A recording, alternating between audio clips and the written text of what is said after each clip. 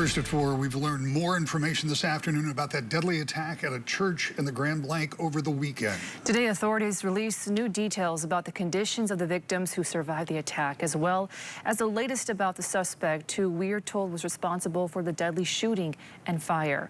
News 8's Adriana Doria is live from Grand Blanc with the latest about what we know. Adriana?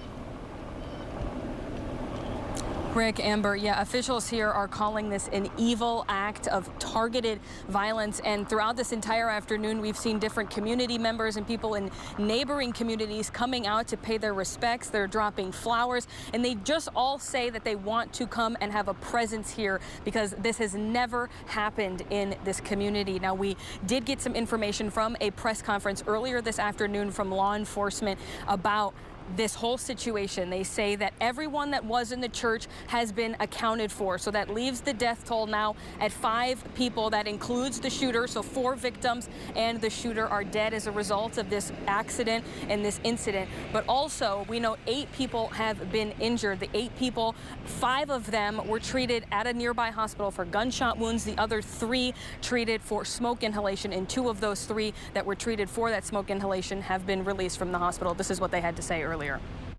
For the gunshot wounds, one had sustained gunshot wounds, multiple to the chest and abdomen. It's in critical condition. One had to the abdomen, as in critical condition still, but mostly stable. One of the victims did die in the emergency department.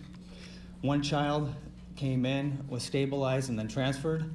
And then there was another gentleman who had a gunshot on the leg.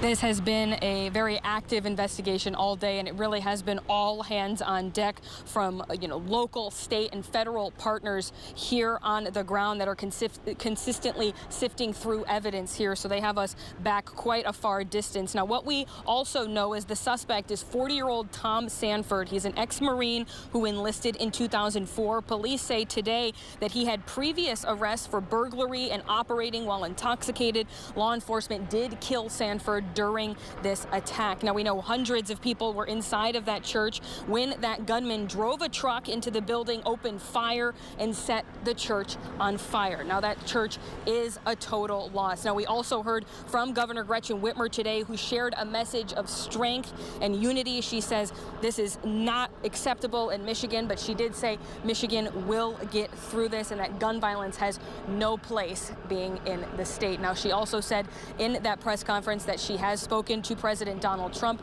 He has been briefed on the situation and is sending his condolences to this area. But we will be out here all afternoon as this investigation continues and as people and law enforcement continue to sift through evidence. I've spoken to multiple different community members. You can hear more from them coming up at 5 and 6. But for now, live in Grand Blanc, I'm Adriana Doria, News 8.